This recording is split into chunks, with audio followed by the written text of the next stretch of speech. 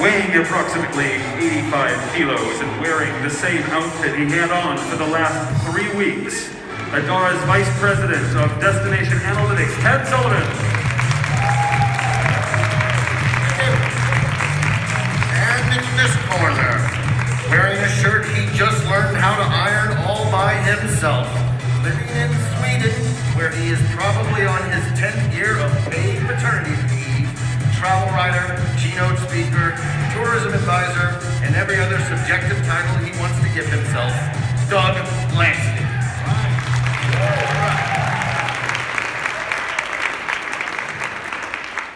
Okay, welcome everybody. Thanks for coming out tonight. Prost. For everyone else, Prost. I did iron this all by myself. Thank you for coming out. There's been a lot of people speaking at this conference about digital tourism. We need a beer right here. There we go. A lot of people speaking about digital tourism, and we want to take that topic a little deeper, a little further, even a little wider. That's our goal. All right, why do we debate? I think in tourism we're a little too nice sometimes. Wouldn't you agree? We're all nice, we're just pleasant about things, and sometimes we don't really talk about the issues that we all talk about at the lobby bar or out in the hallway. For some reason, maybe our boss is in the room or everything else. But we decided to come up with this format to actually debate the topics and really talk about all the things that we hear, get them out in the open.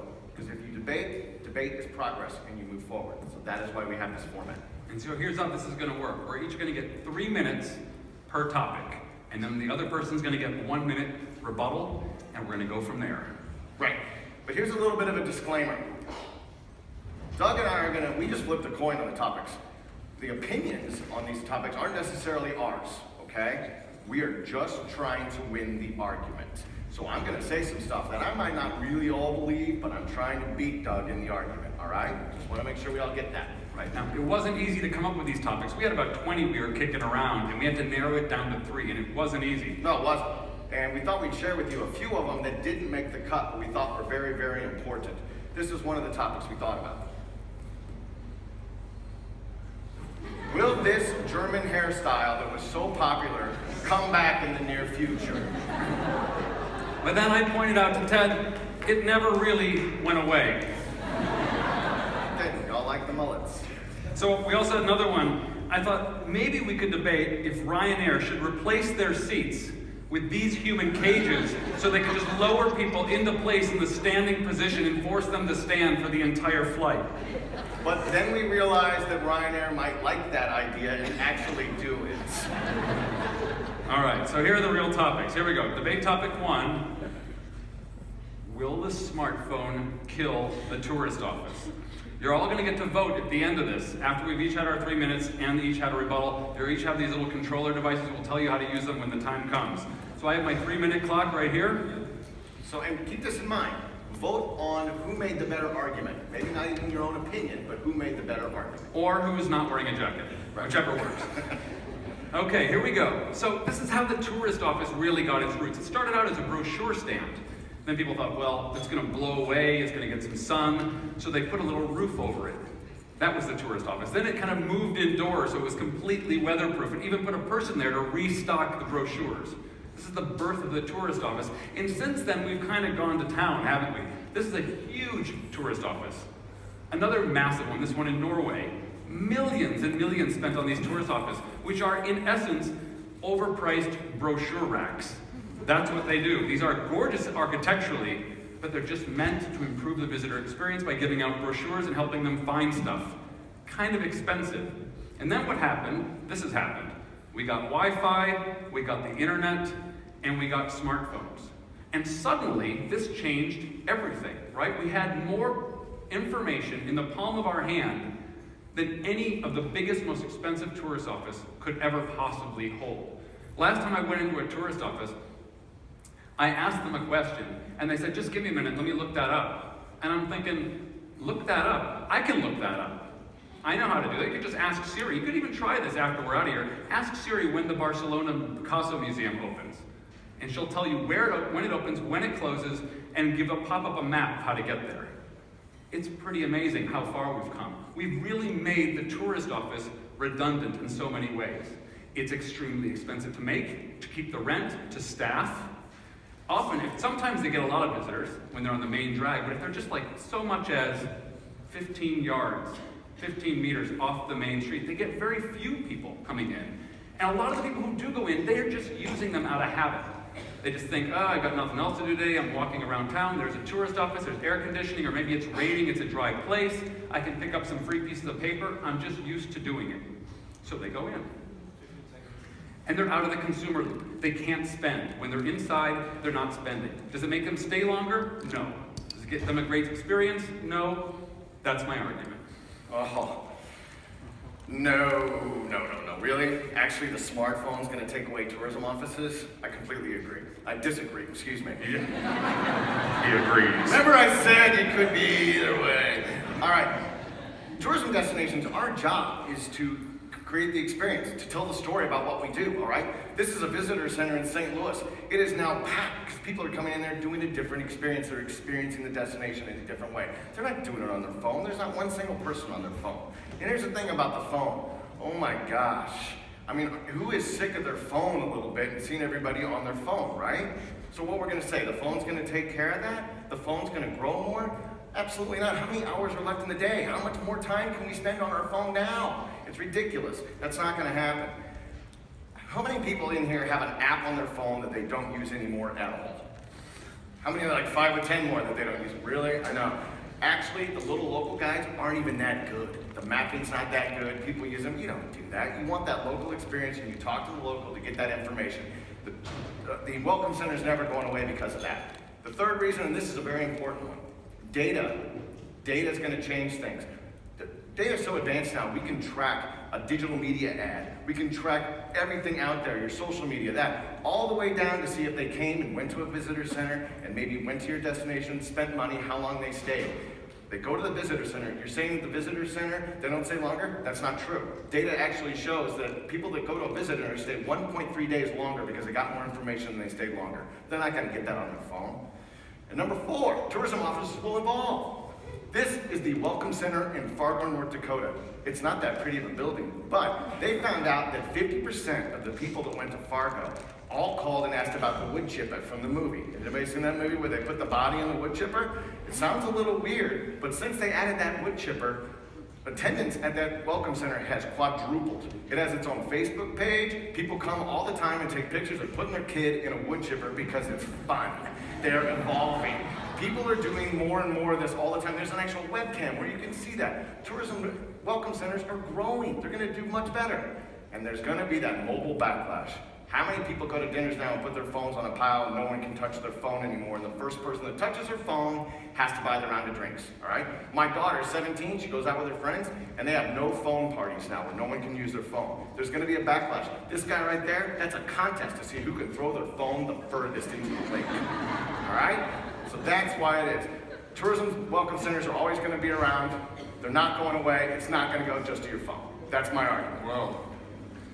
Some big words. Here's my rebuttal. For starters, that 1.3 days longer, those come from state visitor centers where they just said that they're trying to justify their existence. Did they pull those days out of thin air? Did they rebook their flights? No. They took those days from some other part of the town that was nearby. They're just robbing one person to pay the next town next to it. And it's a state tourism office that's paying for it and redistributing the funds. Here's the other thing. How does this lady know what I like?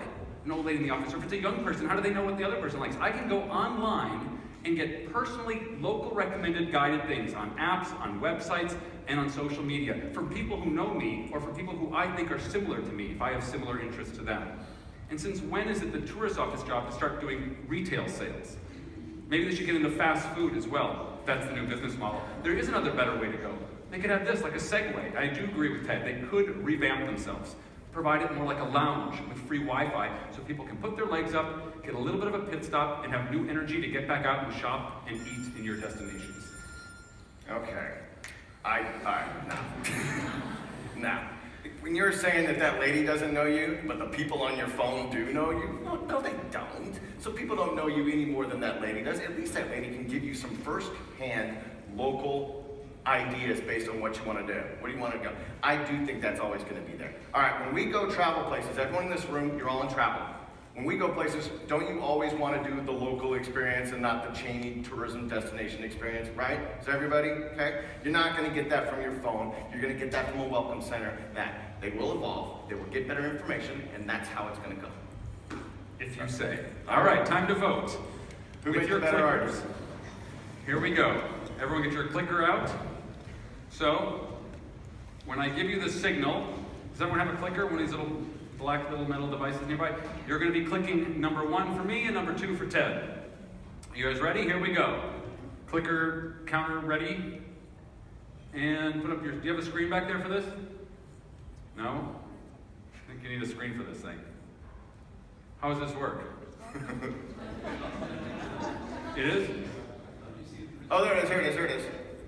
Ooh, dead heat.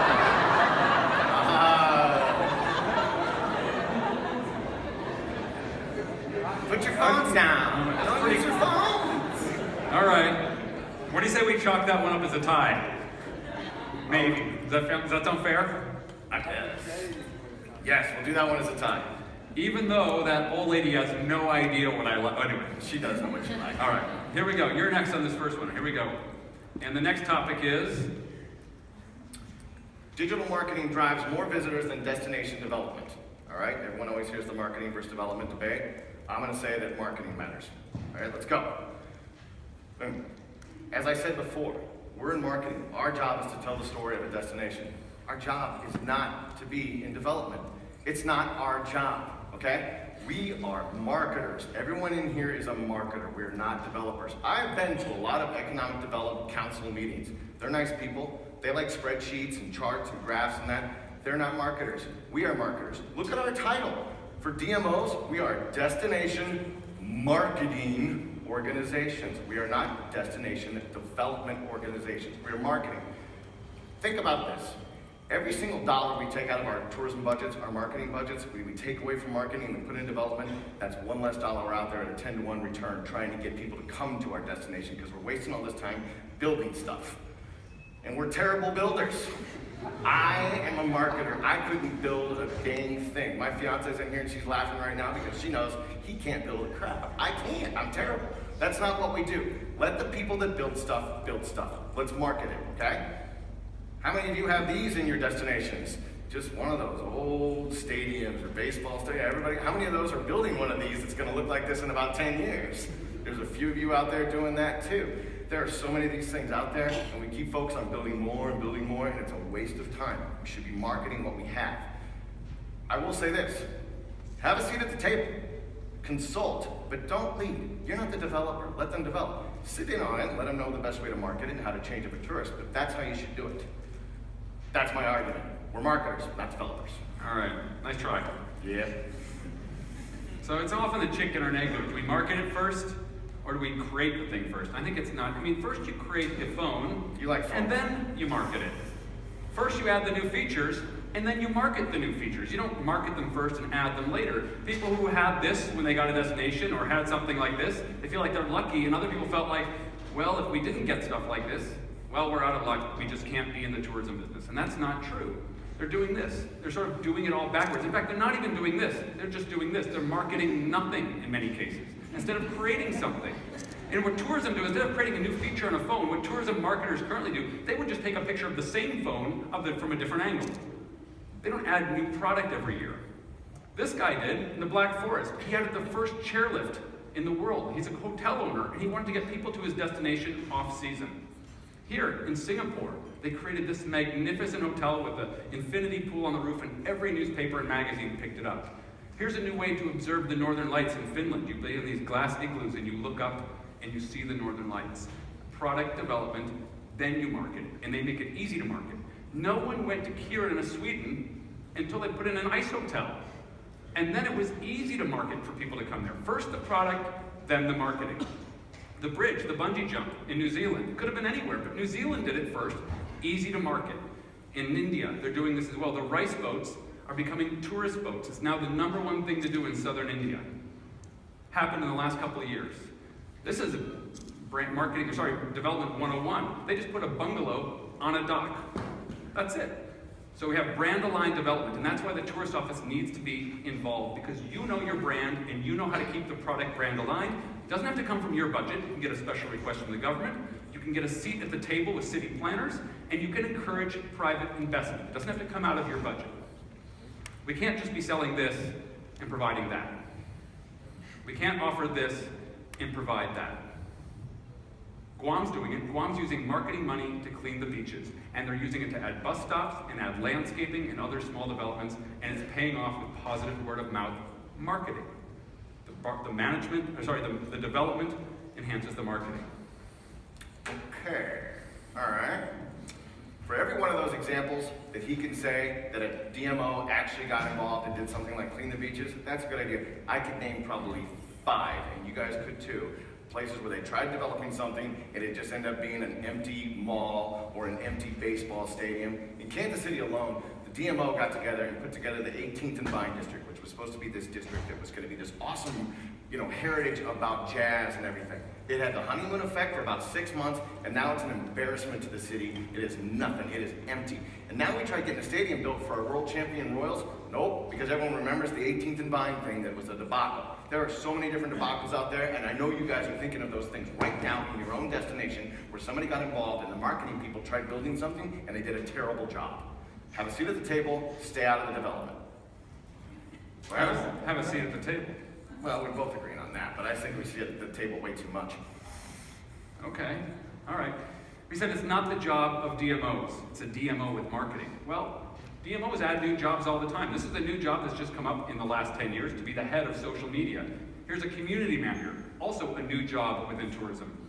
Tourism research manager, also a new job. In fact, one that TED advocates himself having. These are new jobs in the industry the DMO is developing. And in fact, we now have some DMMOs, destination marketing and management organizations in the industry. We say the industry is changing, we need to involve with it, and this is the first step. This right here is a giant swing. It went up on YouTube. Cost to produce this video was 0. 26 million views. It's almost like a modern bungee jump. You have something cool enough, it sells itself. My job as a travel editor for Scandinavian Airlines In-Flight magazine was to reserve at least half of our section for cool new product. Here's an example. There we go. Good arguments. What do you guys think? You guys ready to vote? Get your clickers ready. And no draw this time. I don't think they can control that. I know, I'm just kidding. All right, here we go. Ready, set, vote. Are they going? I don't think you can get more votes, Ted, by looking at the screen there. Oh! You guys like that ice hotel, right? That's what you're doing this to. What's going on? Or all of you are building stuff right now like you're embarrassed. They know a good argument when they hear one, that's all. They're smart people. All right, we'll give that one to Doug. All right, Doug. all right. Thank you, Ted. Slow clap. Thank you. These are my peeps. Yeah, whatever. Dankeschön. Yeah. All right. This is fun. The next one, last about 3 minutes. Here we go. This is the last topic. If you had to let me just define the topic a little bit before you hit the start the timer. We're just saying, if you had to, just to make it easier, if you had to take all of your marketing money and put it towards millennials or put it towards baby boomers, which would be the smarter place to place your marketing funds? Again, we flipped a coin, and here we go. And start my time.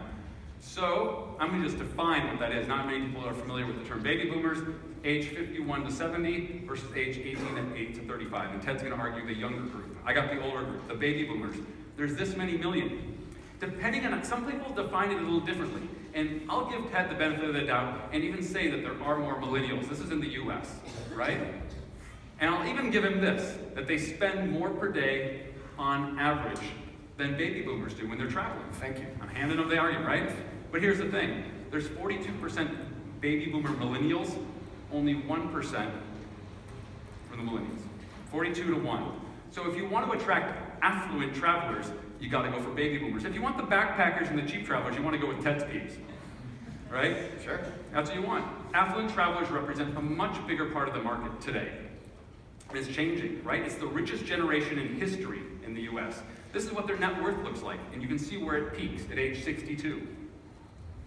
You can see here, this is how much they're spending. They are the biggest spenders right now as well.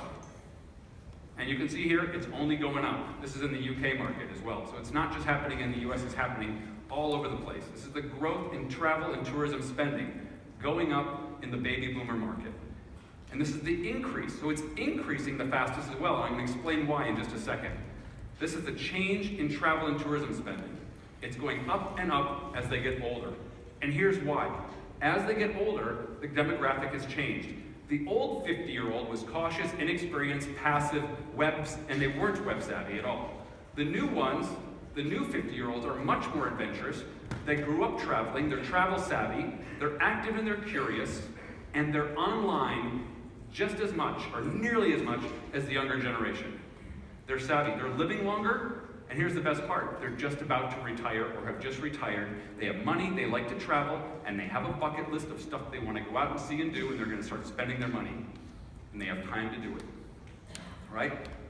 So this is what you got. They're web savvy, they have their favorite travel media, and they're easy to target. This shows that they're online, on TV, using media, even more media than the younger generation, so you can target them. Here's online, this is kind of interesting. The older people watch more YouTube short video clips, so you can hit them with that very effective pre-roll. Who knew that? These are your people. Embrace them. Love them. This should bring money to your eyes when you see these people. Okay, you mic dropped the clicker. Okay. This is going to be the easiest argument, guys. We're going to do, come on, be with me on this one. Millennials. All right, millennials are essential to tourism. He already gave you the numbers. They are the biggest growing group of travelers out there. They are savvy, and that's what they're doing, all right? Millennials are essential for tourism, not boomers.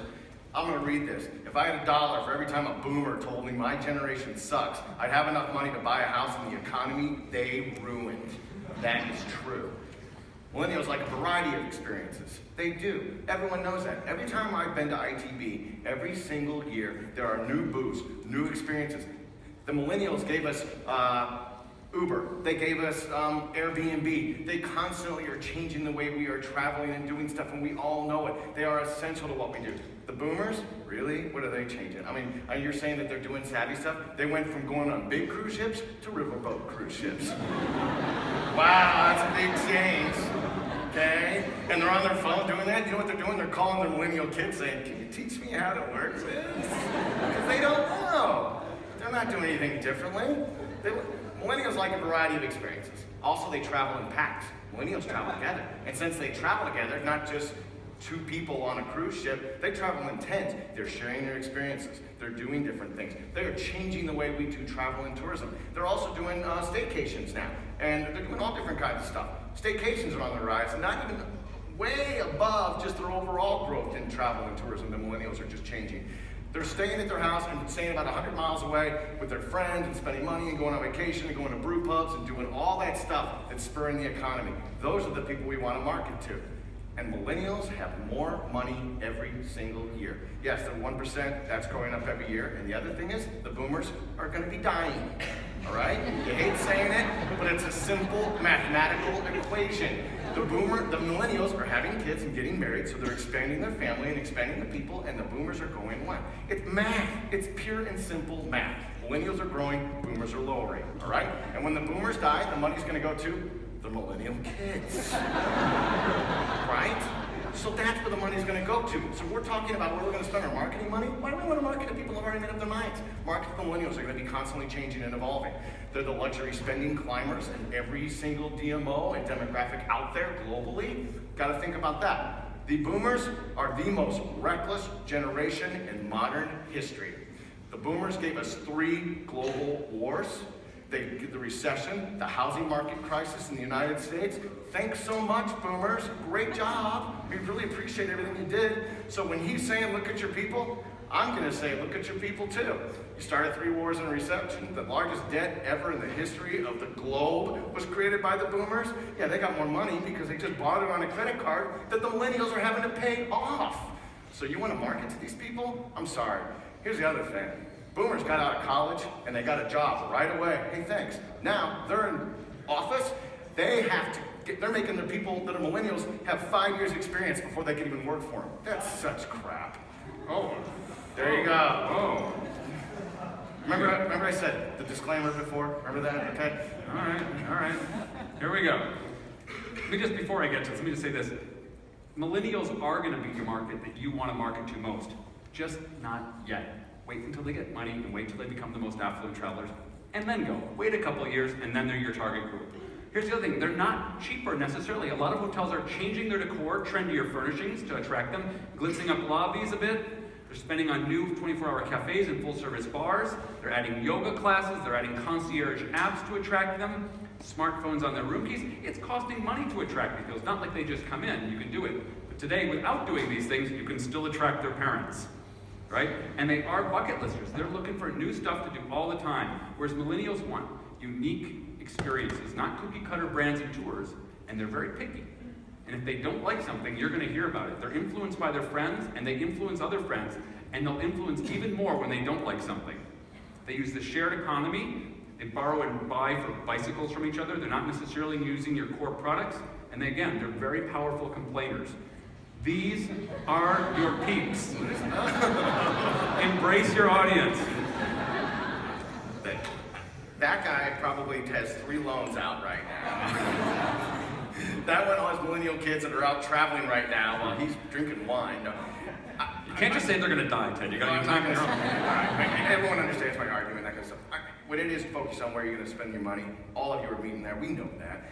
Yes, you focus a little bit on the boomers, but where you're going to focus the majority, it's millennials. It's the biggest growing thing.